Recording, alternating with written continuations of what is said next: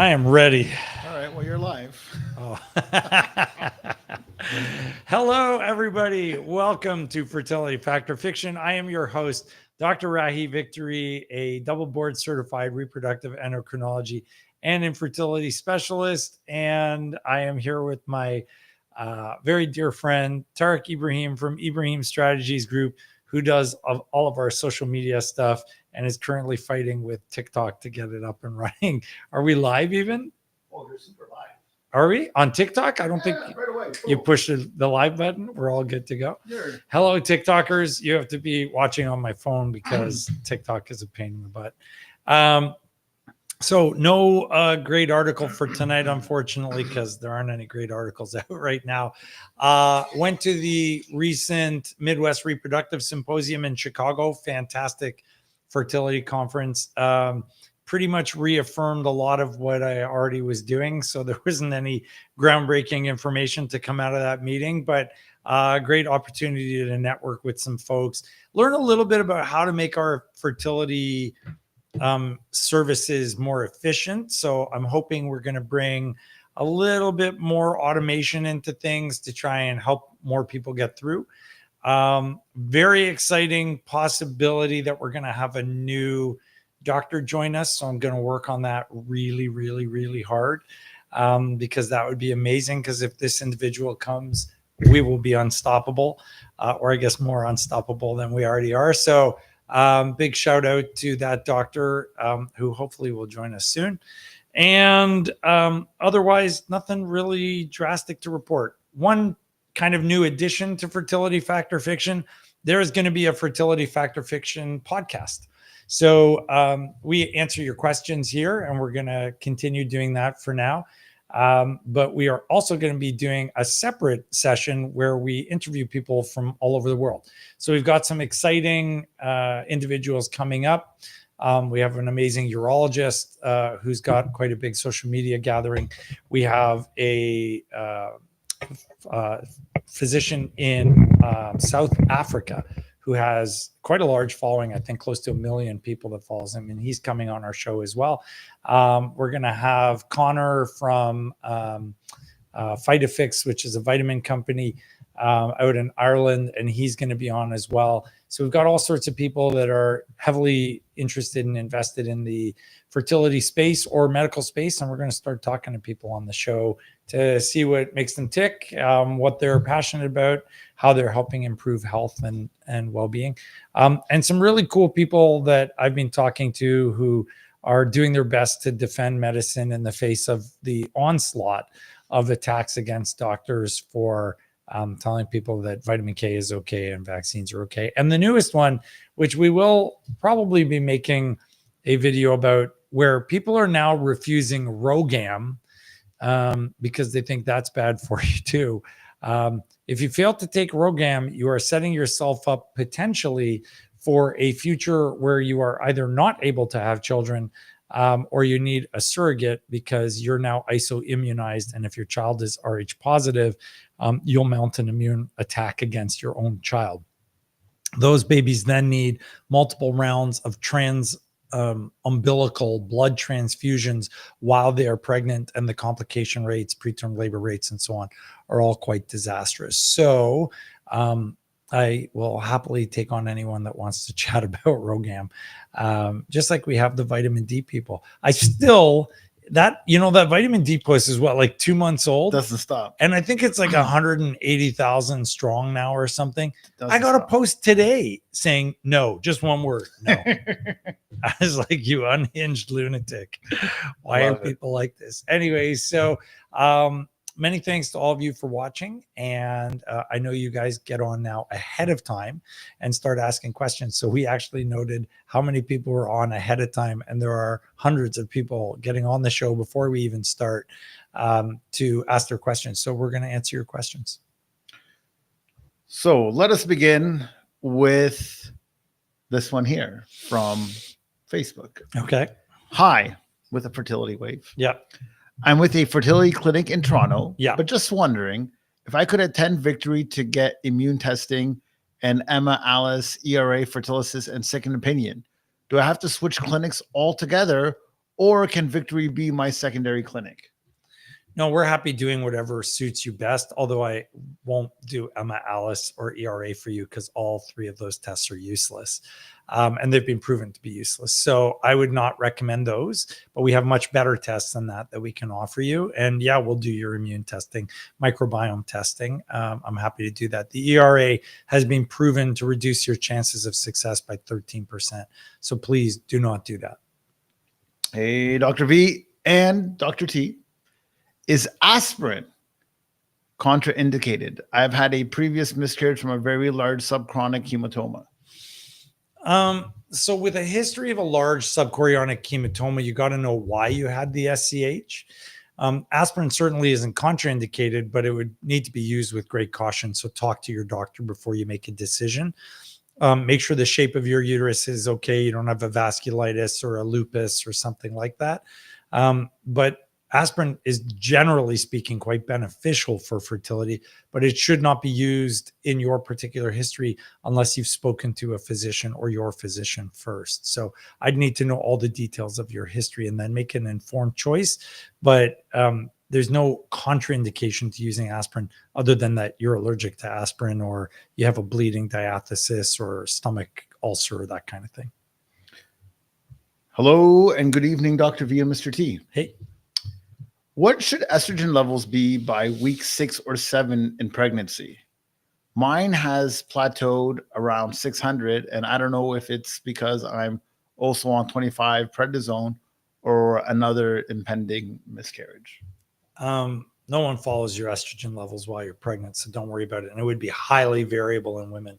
If you're worried about miscarriage, just follow your betas if you're 6 weeks pregnant. So just get it checked. And if your beta is rising appropriately, you're fine. If it's not rising appropriately, then obviously things are not going well. Nobody checks estrogen levels. I don't even check progesterone levels that far out. And nobody checks estrogen levels.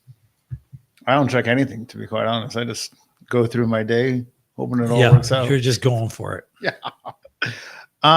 Does IVF increase the risk of type 1 diabetes to the baby? Well, that's a good question. Not that I've ever read about before. So I'm not aware of that. If it is a risk, I've not seen that published, but I'm sure it's possible, but I've never seen that published before. Thoughts about Dr. Nezhat's? Nezhat. So there's two Nezhats. One's an oncologist and one's a gynecologist who does a lot of advanced reproductive surgery. He is widely considered the best laparoscopic surgeon in the world for minimally invasive gynecology. I've sent him many patients. I've only met him very briefly once or twice at conferences. The guy's skill is unquestionable. I mean, he's invented half the stuff people do and some of the instruments people use as well. So he's an extraordinarily skilled individual. I've heard nothing but great things about his technical skill. I don't know what he's like as a person because I just don't know. But technically, you can't do better. He's like at the top of the heap of, world-class surgeons. He's amazing. So is he the Dr. T of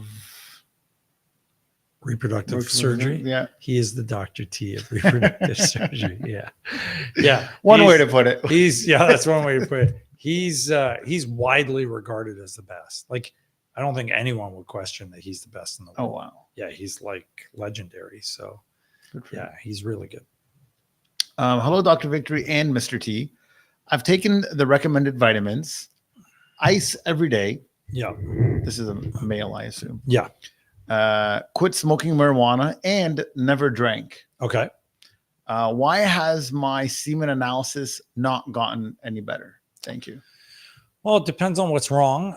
It depends on your weight. It depends on your cholesterol profile. It'll depend on how frequently you ejaculate, what your exposures are. I mean, I can't answer that just by hearing what you've done well, but I encourage you to continue doing those. Keep in mind, it can also take 3 to 6 months to start seeing tangible changes in your sperm performance. So maybe it's just too early. Yeah, that's what I was actually going to say. I'm like, just, give it some time. Give it some time. Takes time for those things. And the other thing I got to point out here is thank you for watching, because we don't always get the guys asking questions. So that's very cool that he's watching. Yeah. Yeah. Good for you, man. Well done. Go tell your brothers. There you go. This one starts very interestingly. Good. Okay. Am I already have embryos planning to freeze eggs through in vitro maturation? AMH was 2.5 at age 40 and a half, now turning 42. FSH at 41. Is 8 good or bad? Plan PCOS PX. Wow, that was complicated. Imagine In vitro reading it. maturation is something that's experimental. So we're about to try it. Is it reasonable? Yes. Do we know that it's going to work? No. Does it have to be a very specific type of in vitro maturation? Yes. Is anybody else offering that for older women? Not that I'm aware of. I think we're going to be the first. So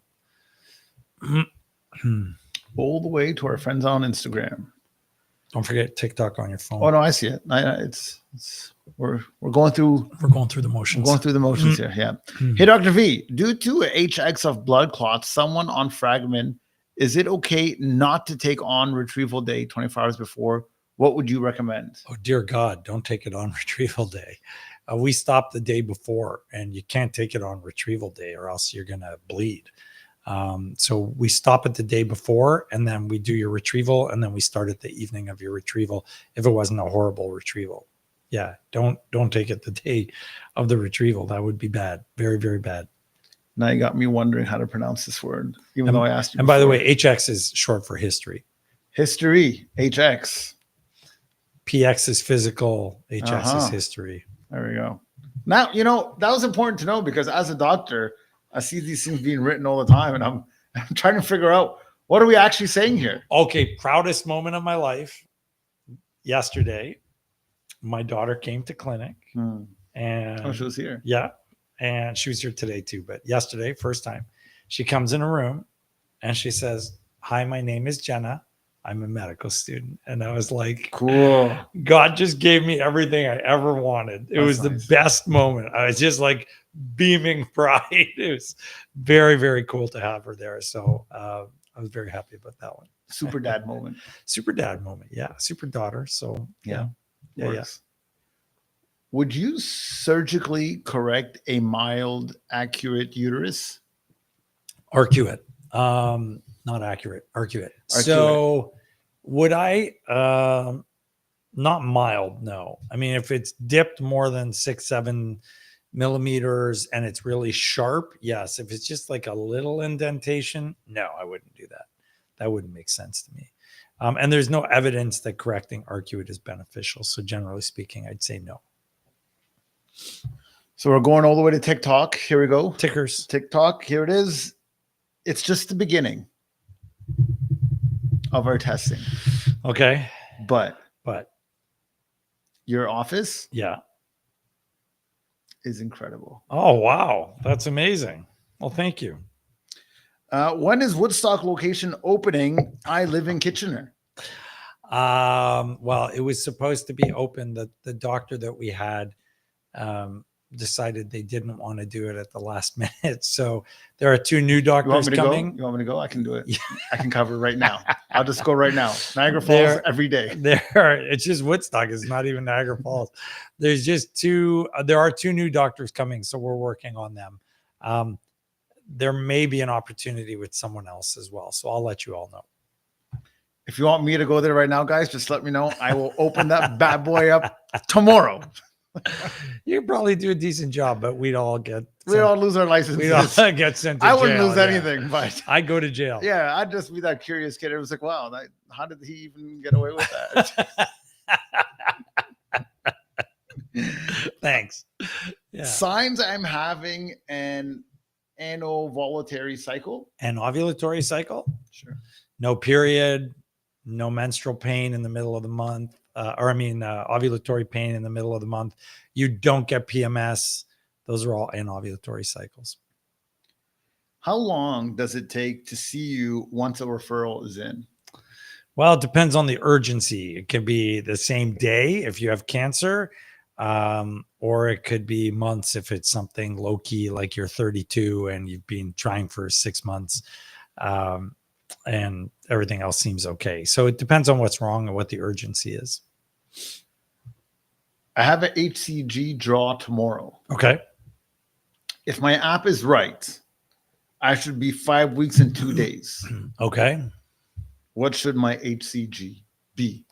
Official crystal ball question. Yeah. At 5 weeks and 2 days, I don't know, probably about 600 to 1,000 in that range somewhere. 500 to 1,000, I would guess, somewhere in that neighborhood. Everybody's different. HCG depends on your age as well. So it could be low or it could be high depending on how many babies are in there. But I'd say probably 500 to 1,000 off the top of my head seems reasonable. Any suggestions for conceiving 1 year post RAI due to Graves? Could I run into issues? Radioactive iodine is RAI. You just need your thyroid stabilized. As long as your thyroid is stable, you won't run into any issues. You should be fine. If your thyroid is not stable, you could have lots of issues. But if your thyroid level is stable, your antibody levels are low, you should be perfectly fine. There shouldn't be any issues.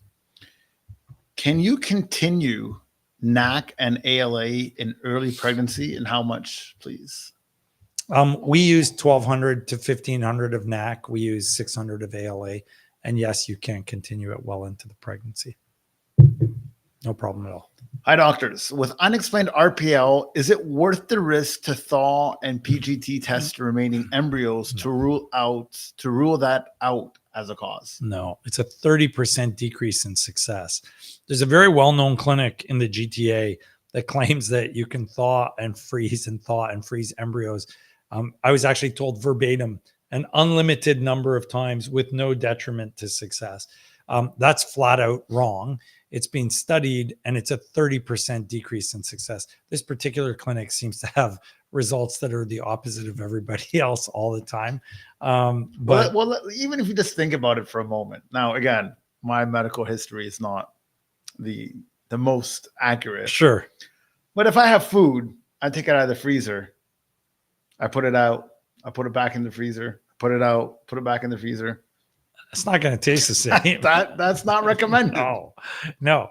And so, I don't know why they always have opposite results, but there's no question that the research and there was a meta-analysis recently as well on this specific topic showed that it is detrimental with about a 30% decrease in success.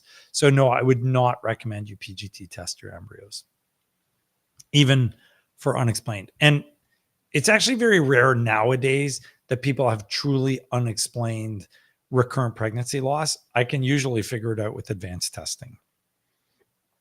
So RPL is fake news? Is that well, RPL just means recurrent pregnancy loss. Lots of people have recurrent pregnancy loss. But why are they having it? Almost all the time we find out it's either immune or it's microbiome related and we fix it.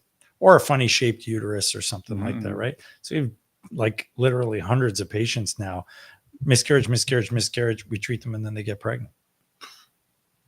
So what advice do you have for those people? Miscarriage. What should they do? Call us. There you go. Yeah, call Victory Reproductive Care. We'll figure out what's wrong and we'll take it from there. Dr. V. You know, it's a question I can guarantee answer. Okay. But nonetheless, this is a very common question in the world of fertility here. Okay. Would you treat the microbiome first and or endosurgery? Absolutely. I would treat your microbiome first because a distorted microbiome can significantly negatively impact outcomes. Tarek was showing me a new article looking at microbiome in women and showing that it is very critical. I've got dozens of those already that I can share with you guys too. It was interesting at this conference in Chicago. Someone that is revered in the fertility world said that microbiome testing is useless and that it all has to do with hydrogen peroxide. And so you can just use a pH strip to measure what the pH is at the top of the vagina. And if there's lots of hydrogen peroxide there, you're fine. And if there isn't, then you're not fine. And then he went on to say, but endometritis is important. And I was like, but it's the bacteria that causes the endometritis. So how is it that the microbiome isn't important, but the endometritis is? So, I mean, people haven't made sense of this yet. Even the really, really smart people, and this individual's probably one of the smartest people on the planet. I don't think he got it for some weird reason, but like, there's no question that the microbiome is critical. Anyone that says it's not is just not reading enough or is not familiar enough with it and hasn't seen the results that we're getting. So there is no question your microbiome is absolutely critical, and that correcting your microbiome and or your immune function will have a massive impact on your success rates. So I would definitely treat the microbiome. Endo, I'm a huge fan of endo treatment, whether you do it medically or surgically. That's up to you. We reserve surgical treatment for cases where I'm pretty convinced that they have endo or they have pain that is debilitating. So they're doing the surgery both for fertility and for pain. The reason we reserve the surgery is because if you're going to do the surgery, it really makes sense to do it after you do IVF, if you're doing IVF. So for those of you that want to avoid IVF, do your endo surgery first, because it's going to improve your chances natural. It's going to improve your chances with IUI. But for those of you that are planning to do IVF, you should be doing your egg retrievals first, because the stimulation makes the endo worse. Then when you're done all your egg retrievals, you do your endo surgery while you're in a suppression protocol, or an endo protocol, as we call it, in preparation for actually doing the embryo transfer. Very thorough, very clear. Very clear. So if you have endo or have you have pregnancy issues, the microbiome, no joking around. No, and you should definitely see a physician that specializes in that, which is few and far between, unfortunately. But you should see one of us who can help you figure out what's wrong and then correct it. And don't do tests with companies that claim that 20% of women have a sterile microbiome, which is what one company claims, because that's just patently untrue. It's a faulty test. It's not that women have a sterile microbiome. It's literally impossible. It can't happen. Hi, Dr. Victory. Thank you for all that you do. Fortunately, there is no mention of me anywhere. So I guess. So the question's over. Now. So I think, well, I'm glad you got your one sentence in. Next. Yeah. No. I was wondering if it's normal to develop a fibroid and PCOS postpartum. I am G2P2 with no history, HX, of either. Can I have consistent cramps? Just wondering if it's con. I've never heard of someone developing PCOS postpartum, although weight gain could trigger it. So if you gained a lot, that could potentially trigger the onset of the symptoms. You can develop a fibroid at any point in time. Fibroids in pregnancy are very interesting. 1/3 grow, 1/3 shrink, and 1/3 stay the same. So we never know what they're going to do when you're pregnant. But would you develop a new one right after pregnancy? Kind of uncommon for sure, because pregnancy and then delivery is a relative uterine artery embolization. So back in the day, when women had fibroids, somebody decided they would plug off the blood supply to the uterus, called a uterine artery embolization, which would then drastically reduce the blood flow to the uterus and the fibroids. And the fibroids would have a fibroid attack, like a heart attack for the fibroid, because they weren't getting blood and oxygen.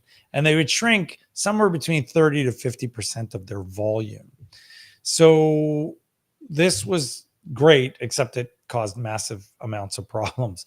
And the pregnancy and then delivery does the same thing, right? So you've got all this blood flow going while you're pregnant, and then all of a sudden you deliver and everything rapidly shrinks down, and the blood flow to the uterus kind of drops off dramatically. It's not cut off, but it's dropped off dramatically, which is kind of like having that uterine artery embolization.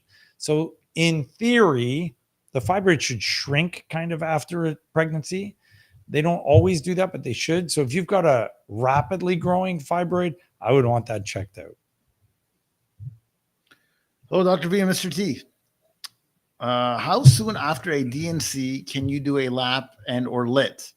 I have RPL, but hope to address some of the issues and try naturally one more time before looking into other options. Thank you so much. A lap or lit? Lap and or lit. Anytime you want. Lit won't be impacted by your recent pregnancy, and lap definitely won't be, unless you were really far along. But if it was an early miscarriage, there's no reason to wait. You can have your lap done whenever you like. Just ruined this question. You ruined this question? I'm reading it. Oh, reading. I'm You reading said it. I just ruined this No, question. no, I didn't ruin anything. I was like, you haven't said anything yet. First of all, I don't ruin anything. But this one's particular. I'm reading it saying, this is Dr. Victory one. All right. Due to clinic's negligence, this is how it starts. Oh, yeah.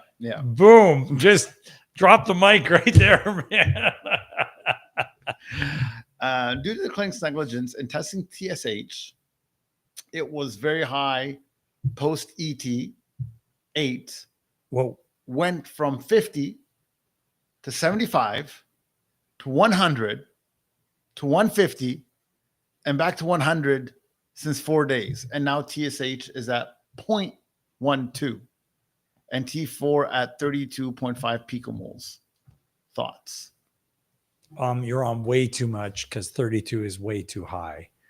Go see an endocrinologist and get someone that can manage your thyroid properly. It's going to take a little bit of time to stabilize.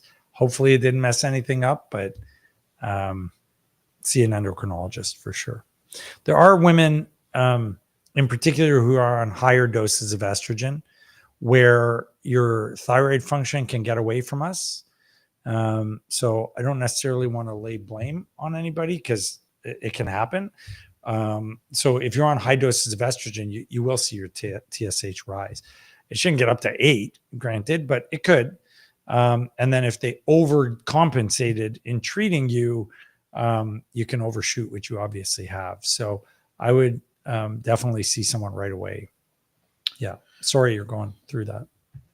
Hi, doctors. Clinic negligence. Clinic negligence. That's a rough start. You Can I actually tell you a story? Go ahead. I'd love that. I have a physician as a patient who reached out to me because she was with another clinic, who, as always, shall remain nameless. But it's a very good story already. But you and I know this clinic well. Yeah. It's my favorite clinic. Yeah. So, so she is 51 years old. Okay. They treated her with 3 weeks of stim. And then she ovulated her egg naturally. Only 1 egg. They were pushing her for 3 weeks for 1 egg.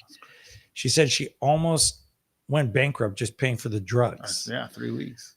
And she was on super high doses for 1 egg, which is useless because it doesn't make more eggs grow. You're just getting the 1 egg. And then she prematurely ovulated, and they said, don't worry, come back again. So I sat down with her for like half an hour. And then I spent another half hour with her on your dad's driveway the other night, which is why I couldn't go in. And I'm explaining to her, like, your chances are virtually zero. Like, this doesn't even make sense. She's like, well, they didn't say that. And I said, like, how are people getting away with this? I literally don't get it. How can you not tell people the truth? I can't do that. Like, you're just lying or omitting. Right? But like, it's horrible. I mean, and do people not ask, like, when people go and they meet with the doctor and say, hey, here's my situation. There's no like, here are the odds, or this is your chances, or should that be something people ask? People are like, hey doc, what's my odds? Should that be a question asked? It should be a question. In fact, they shouldn't have to ask it. I think the doctor should be telling them that, right? But the bigger problem is patients sometimes say, well, I want to try no matter what. And they're not being told you have a 1 in 10,000 chance this is going to work, and it's going to cost you 10 grand in meds, plus whatever it's going to cost you in the procedure, right? And then she ended up with nothing. And here I am going like, you need donor egg. Like, this is not going to work. And granted, she wants to try, and that's fine, but like, she needs to be told the reality. And I'm not going to do it unless she understands, like, your chance is 1 in 10,000. You're not a millionaire. You're probably going to lose a lot of money on this. And if patients still say yes, I do my best to talk them out of it. And if they still say yes, I'm not going to rob them of their autonomy, but I'm going to tell them the truth the whole way through so that they know. But she didn't even know. Like, they hadn't told her. I said, you don't stim for more than 13 days. She's like, what? I was like, 3 weeks, 21 days of meds. for one egg, for so one, at least when a at least doctor- if she had like 5, 10, Sure. 15, I would have said, okay, stupid idea, but you got 15 eggs, right? She had one egg. So when a doctor does that, let's just go out on a limb here. When a doctor does that and goes way above normal protocol, 3 weeks basically, right? Yeah. Is it that they don't know that shouldn't be done, or is it they don't care? Like, what do you believe is in the mind at a moment like that? Either they're ignorant, Mm-hmm. like they're not aware that it's terrible for egg quality, or they think they know better, which is again probably a subdivision of ignorant, because they're wrong, or they don't care. They're just looking to get the patient to the egg retrieval. And I mean, that's a lot of drugs to sell, right? Normally we do 10, 11 days. You're doing double that, and you're selling the drugs. You're making money. There's financial incentive to going through with it all. You're doing double. You're doing double, and then the patient fails, and then you bring them back again. Yeah. Right. So there's a lot of financial drive to not necessarily do optimal. But is there ever a feeling like is there because you meet with these people all the time, like these are your colleagues, quote, right?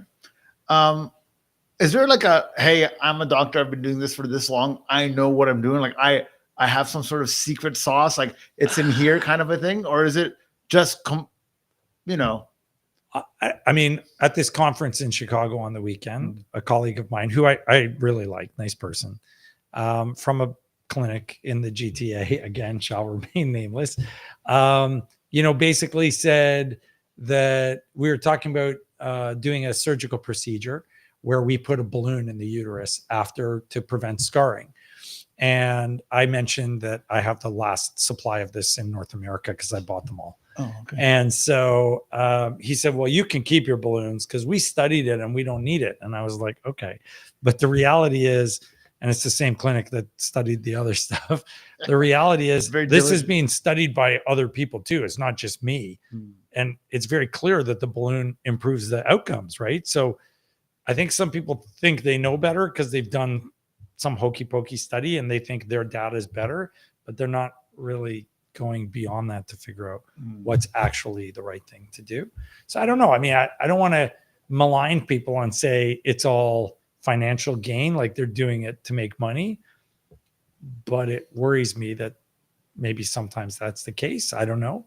I would never accuse anyone of that, but you got to know better than to stim someone for 21 days for one egg. Like, it's a long time. It's a long time. I don't care. And I'm not even a doctor for real. I'm a doctor pretend. You're a show doctor. I will take Dr. T all day, every day, but I know better about this. Yeah, even you've heard me say it a million yeah. times. Yeah, I don't get it. On our wonderful world of TikTok, we have a question. Yeah. Are OBs in the area not seeing patients until 20 weeks now? Oh, I don't know about everybody. I know we have a shortage. One of our colleagues is currently not going to be working for a little while, probably the next 8 months, if I'm calculating correctly. And we have people that are not interested in doing that much. So, and some of us are just crazy busy. So it's causing us to have to back things up quite a bit. So we typically saw people very early, but now we're having to slow it down. Again, if anybody wants to cut the line, I can take a look and just check it out. It's becoming more and more real. I'm telling you, man, more and more real. I think we're probably going to need to hire another nurse practitioner just to deal with the. Oh, is that right? The load of people that need to be seen. Oh, wow. Yeah. It's going big. Yeah. My favorite comment. What's up, docs? What's up, docs? Yeah. Does adenomyosis? You got to go. Yeah, I was looking for the carrot, to be honest. Does adenomyosis impact a transfer? If so, what can be done to improve success rates? So there are hundreds, if not thousands, of articles demonstrating that adenomyosis has a very negative impact on embryo transfer success rates. What can be done depends on who you believe, but we use a dedicated endo-adeno protocol. We address all of the causative physiologic factors that adeno employs or uses in order to screw up your chances. So we suppress to quiet down the adeno. We use double suppression, letrozole and Lupron. We use supplements that are natural to quell the inflammation. We use high dose progesterone because you are progesterone resistant.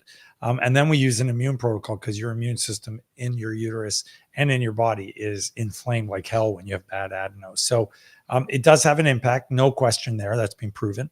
There are methodologies that can be used to improve your outcomes. How you go about doing that varies from clinic to clinic. Some say it doesn't matter. They're all wrong. Other ones say that it does. Like us. Hey, doctors V and T. Can taking DHEA delay your period? If so, why does that happen? And is that a bad sign? It should not delay your period. So if your period's getting delayed, I'd want to check your hormones. It's possible that your ovaries are getting weaker and that's what's causing the problem.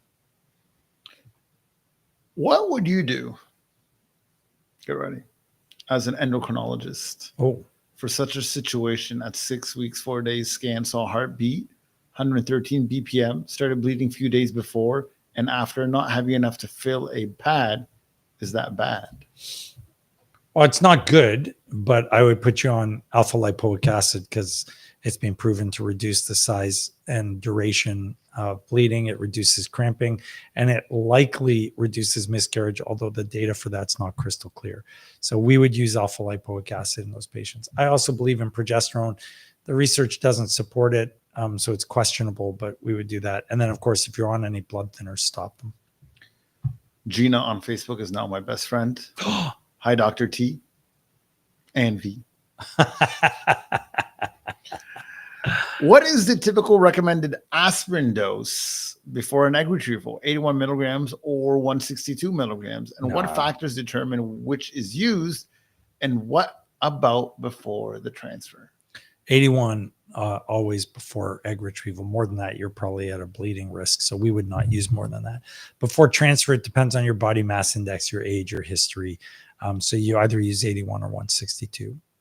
You want to hear something super crazy? I would love to hear something super crazy. So you're giving me your car. Anything you want, man. You got it. That's a no-brainer. But did you install the floor mats? Oh, not yet. Not yet. Not yet. I bought him amazing floor mats for his very nice car for his birthday, and he still hasn't used the floor mats. What are you waiting for? It's summertime. Well, yeah. All true statements. It is summertime. Or you're just staring at them hanging in the garage. I am. They're actually not even in the garage because I don't trust my own garage. They are in the car till now. Oh, they're still in the car. They're still there. I pop open the hood. I look at it. I say, wow, these are beautiful. How lucky am I to know a guy like Dr. V? All statements, all true statements. Yeah. And then I said, nobody deserves to walk on these roads. Somehow that's what it is. That's what it is. But no, it's coming because so just to show you the life I live, you know what I mean? Just so you can sympathize with me, right?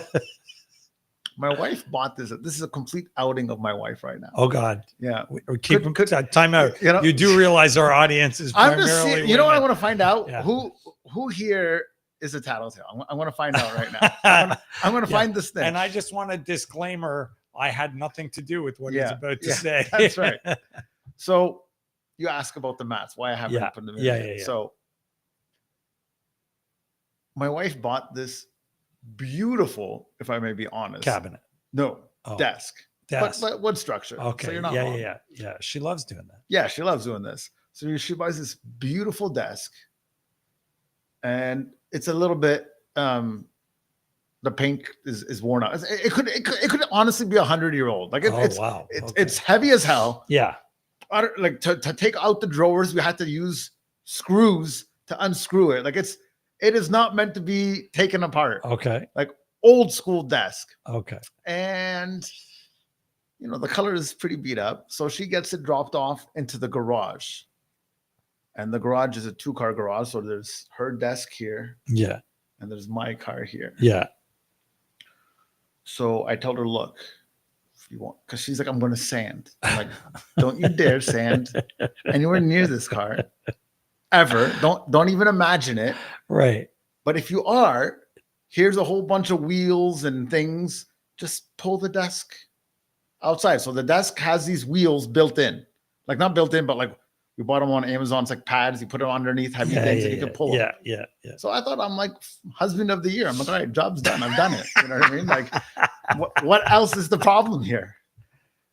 Sure enough, I come home and your car is covered in I see this sand dust. cloud of dust. And, you know, I don't want to assume the worst, but I'm forced to assume a lot of negativity. You know, I'm assuming a lot of bad.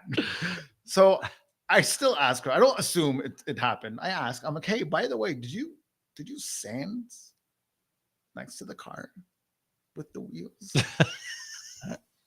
It's like, oh, nothing happened. I have a vacuum on my sander. So then I walk outside with her. I hold her hand, you know, nice romantic couple. I grab her by the hand and I go outside. Yeah. And I take my finger and I just go like this on the car. And I could write my name in it. Like it was so caked on. She's like, no big deal. I'll fix it. She goes, grabs the blower for the leaves and it just slowly she goes, look, good as new. So if you're asking me sincerely, why haven't I put the mats on? I'm just extremely cautious about everything in that garage right now. I am walking on every day I go home.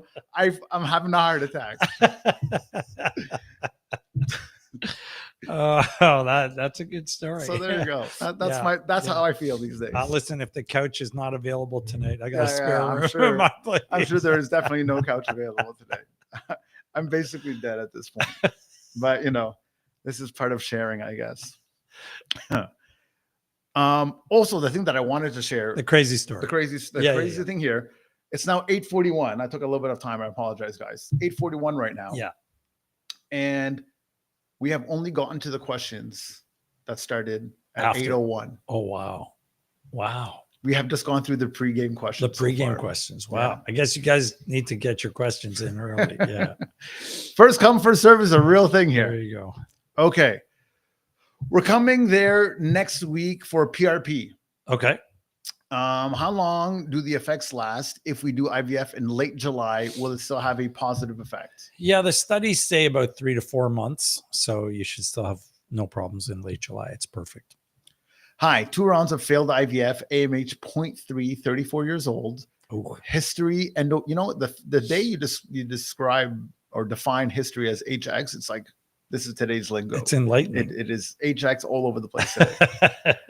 Endometrial CA, not overweight, no endometrial cancer. Oh, she had endometrial cancer? History of endometrial cancer, yes. Oh, wow. Okay. Not overweight, no diabetes or PCOS. Yeah. Do IVF again with my eggs or do donor eggs? Oh, that's such a personal question. So listen, AMH is 0.3, 2 failed cycles, age 34. There are ways to make it work for you. You could try IVM. You could try natural cycle IVF. There's a lot of ways to do it without risking in reactivating your endometrial cancer. So I think there are things you could do. There are hormones we could use for you that would be actually safe with the endometrial cancer as well. And there are protocols we could use. So am I game for trying again for you? Yes, I would love to try again for you and see if we could achieve success, because despite the fact that your ovaries are behaving like they're older, you are quite young and should still be able to pull off a couple of normal, genetically normal embryos. Having said that, it's kind of heartbreaking. It's not cheap. It's involved. And so if you wanted to go a faster and definitely more efficient route, although not necessarily cheaper route, then I would strongly advise you to consider doing a donor egg. It is a real personal thing though. So that's the kind of decision where I say, come sit down with us, chat with me, let's see what we can work out for you. Question from Instagram. Awesome news on the podcast. So there's some cool. Here. I'm glad to hear people like that idea. Yeah. So there's some excitement there. Dr. Victory, thank you for all you do. Thoughts on IVF risks with estrogen cancer, history of endo, any ways to reduce risk? Minimize your stim, take letrozole the whole time. Don't aim for 25 eggs, that kind of thing. Try and keep your estrogen levels a little bit lower. Stay on letrozole. You know, I just realized I should have probably put on the mic for the people on TikTok. It didn't even dawn on me. Oh, yeah. Right? You're right. Didn't even. No. There you go. There. Although I think last time you didn't either and they heard you. They heard me? Yeah. Yeah, I'm annoyingly loud sometimes, I think. No, appropriate. but Appropriately anyways. loud? Yeah. You're the man. Do you need a referral to be seen in your clinic, or can you self-refer? You can self-refer if you're from outside Canada or Ontario. You need a referral if you're in Ontario and you don't want to pay for any of your testing. Unless you're coming straight in for IVF, in which case you don't need a referral. So it's complicated, but just reach out to me on Instagram and I'll explain it. Is HF and M dangerous to a pregnant woman? My toddler has it currently. I'm 18 weeks pregnant. HFNM? No. Hand, foot, and mouth disease? Yeah. it must be. HFMD? HF, well, they wrote us for M, but Hand, foot, and mouth disease. yeah, hand, foot, mouth, yeah. Hand, foot, and mouth is not dangerous for a pregnant patient. Parvovirus is, which is fifth disease, but hand, foot, and mouth is not. That's Coxsackie virus, I think, which is not dangerous. Have you used Neupogen to increase FET success? Yes, we have. And if you look at the studies, it shows that it is robust. Years ago, 2 years ago, Tark and I prepped a video on YouTube talking about the top 5 ways, I think, to improve your FET transfer success. Neupogen is one of them. So check out that video on YouTube. But we talk about the use of Neupogen. It is very potent. I don't do it often, but it is very good at helping you improve your success. Dr. V and Mr. T. Yeah. Is there any definitive or new evidence day 6 embryos should have different, longer progesterone exposure pre-transfer for medicated FETs? There's nothing new. Actually, a very good friend of mine asked me to provide him with the study recently, and I gave it to him. But the original study on this was several years ago, and it showed that it was a higher risk of miscarriage. If I remember correctly, about a 20% increase in miscarriage if you put a day 6 embryo in after 5 days of progesterone. So we do it after 6 days of progesterone based on that study. I have had very good success with it, so we haven't changed it. Hi, Doc. I have had 2 follicles, 18.5 millimeters and 20 millimeters, and I've taken letrozole and Overdrol. And what are the % chance now for twins? And I already see a faint line on a pregnancy test at just 1 week. Wow. Well, congrats in advance. Chances of twins with 3 follicles is 20%. So it's 20% higher than normal. So yeah, it's reasonable. You could have twins. Question from TikTok. Okay. Do antibiotics usually clear up endometritis? No, antibiotics alone don't do squat. In fact, if anything, it probably makes things worse. So you need probiotics, you need biofilm breakers, you need antibiotics. More and more, we're realizing you need targeted antibiotics. There's a lot that goes into this, so it's involved. Just received a positive pregnancy test after my embryo transfer with VRC. Thank you. Yes. Woo! Love it. Good news all around. Had 3 embryo transfers today. They all went great. They were all beautiful embryos, just like gorgeous. One of them fully hatched. It was that's perfect. Really nice. Yeah. Does biopsy damage the embryo? Can it decrease implantation success? It can if the person doing the biopsy is not good at what they're doing. But typically speaking, and like with the hands of an expert, no. 45 chance of pregnancy. Chance of pregnancy, low, less than 5% per month. Chance of miscarriage, about 80%, 60 to 80%. So not easy. Doable, yes. Difficult, absolutely.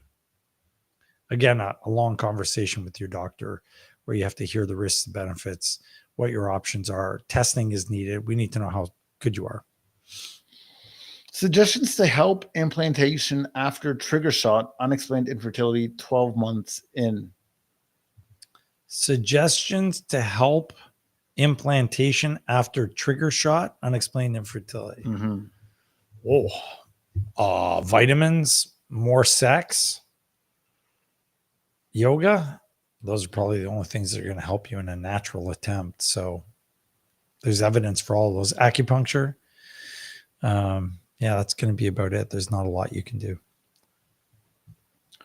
Have you ever gotten someone pregnant with an AMH of 0.1 and an FSH of 42?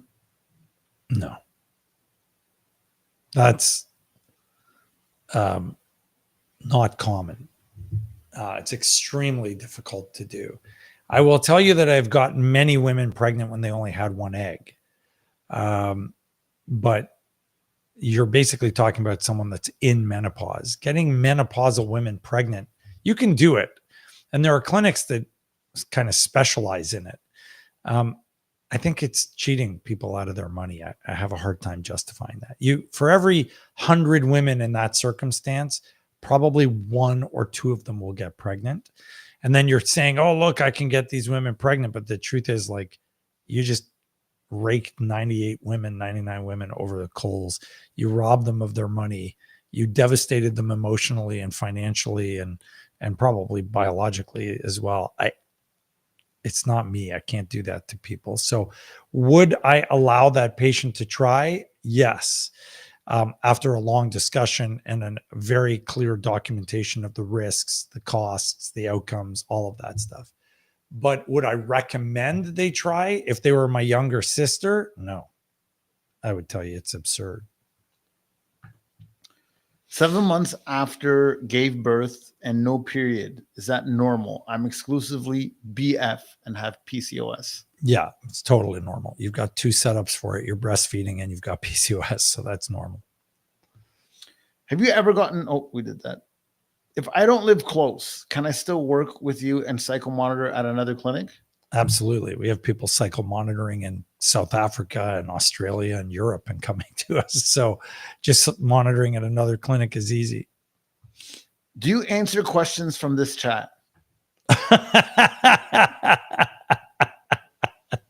That's all we're doing.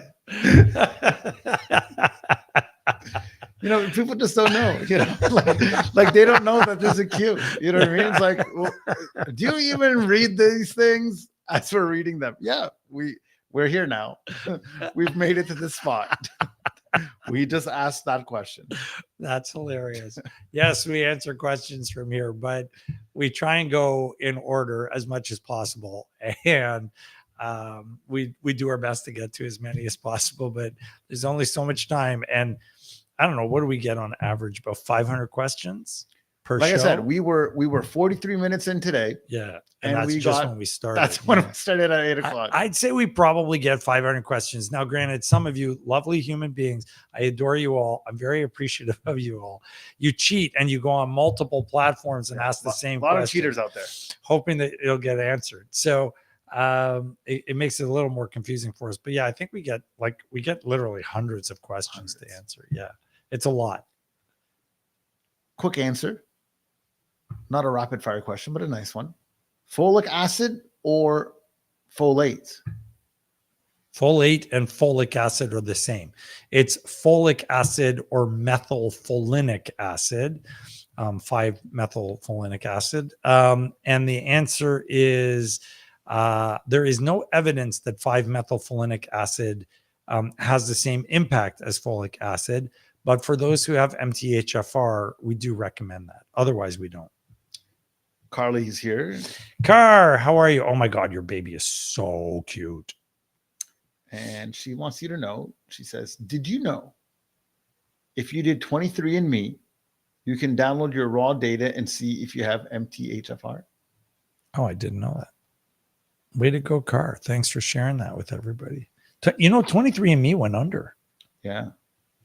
I heard. That's crazy. I heard there's a lot of mystery going on there. Oh, I know. It's crazy. I heard a lot of mystery. Have you ever gotten someone pregnant? Oh, we did that already. Mine always rises a ton on. Okay, so let me read it all because there's a couple comments here. Have you ever gotten someone pregnant with a AMH of 0.01 and FSH of 42? We read that part, but yeah. she continues to say, mine always rises a ton on estrogen. I went for 24 days for one egg. Sometimes you only get one, and it's nice to have a doctor that will actually try, even though it messes with the clinic SART data. Oh man, this is sad. Typical RE not going for the patient. Bye. Those are her thoughts. So, and she left. She said bye. She said bye, but I don't really know if she's. Yeah. So listen, I'm all about the patients, and that's why I would have that discussion with you, and I'll do whatever you want to do. But going for 24 days for one egg, I can tell you in advance, it'll never work. So you're actually wasting your time and you're wasting your money. Do I want you to waste your time and your money? Of course not. Like, I don't support unethical medical behavior. So as long as you understand what you're getting within reason, I'll let you do what you want. But do I think it's appropriate for people to be cheated out of their money? No, I don't. So I'm going to tell you the truth. And if you don't like it and you want to leave, I wish you all the best. I hope it works out for you, but I truly hope you don't get scammed, because you will. Have you seen cases of subserosal fibroid being associated with the miscarriage? No, subserosal fibroids are not associated with miscarriage. There's a very good article from Elizabeth Pritz, published not once, but twice, actually, because she did an update in Fertility and Sterility, which shows very clearly that subserosals have no impact. Is 250 milligrams of NAC enough for an egg retrieval prep? No, not even close. 4 or 5 times that. Hey, Dr. V, I have had 2 failed sonohistograms. They couldn't find my cervix. Which would cause this? Is it time to find a great clinic, 4 months, and no treatment plan? They couldn't find your cervix? I love that case. Message me on Instagram. I'll answer. Just say I'm the one with the no cervix identifiable. I've had patients where they've had LEAP procedures and it was very difficult to find their cervix, but I was able to find it. It's like a little sliver in the back of the vagina at the top. So sometimes it just requires a lot of looking around and knowing where to poke and prod. But yeah, I mean, I love that. That's the kind of case I live for. So come to me. Here's a challenging question for you. Ka from the Jungle Book. Come to. Oh yeah, that's a great song, to be honest. Yeah, especially when Scarlett Johansson sings it. You know, the live action version of it. Yeah, it was good. She was Ka. She was good job. I'm a big Disney fan. Hey, oh no, that's not the one I wanted to ask you. I'm a big Scarlett fan. Oh, there you go. Huge. That is not what I'm saying on the live. Yeah. Hey, docs. Yeah. Would you recommend Dr. Leonardi from Hamilton for endo mapping? Dr. Leonardi is an excellent surgeon and a very good doctor, and his endo mapping program is quite well known. I personally am not a big believer in endo mapping because if you look at the statistics, it's quite clear that the specificity and sensitivity are up around like the 80, mid 80 range. So it still doesn't answer it for everybody, but it's not unreasonable. And I think he's an excellent physician. So that's followed up with other questions. Is endo mapping good to do if you have endo? And how can that help with an IVF transfer? Now we're getting into the sticky. So, I mean, the problem is, let's even say it's got a 90% sensitivity specificity, right? So what that means is 1 out of 10 times you're going to miss it. So how does that help me? It doesn't, because 1 out of 10 times I've missed it. Now in the other 9, I'm going to end up saying you've got endo. And so I'm going to put them through endo protocol surgery and all that stuff, and then figure out if they really have it or not. So my question is going to be, for the 9 people, they need surgery anyways. And the 10th person probably needs surgery too, because otherwise I don't have a way of figuring it out. So if I'm going to operate on 10 out of 10, why am I putting them through this, ultrasound torture. It's not harmful in any way. And certainly if it rules out the endometriosis, that's helpful.